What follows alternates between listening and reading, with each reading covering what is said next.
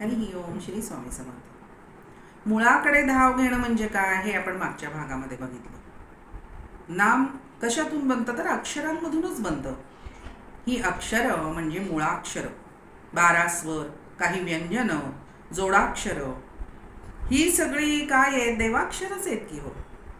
आता नाम म्हणजे देव, त्यामुळे अक्षरांची दुनिया ही देवाबाहेर मुळीच नाहीये. बरं, मराठी, संस्कृत, हिंदी, देवनागरी लिपीमध्येच तर आहे. त्यामुळेच ही देवलिपी ही नामलिपीच आहे, हे लक्षात घ्या.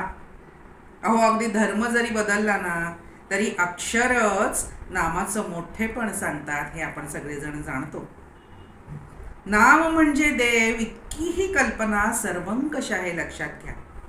अनादिकालापासून नाम ही कल्पना खूप व्यापक आहे. बरं, मानवी जीवनाच्या सर्वांगाला स्पर्श करणारे हे स्वरूप म्हणजेच नामस्मरण. त्यामुळे माणसाला नामस्मरण हे अपरिहार्यच आहे, हे लक्षात असू द्या.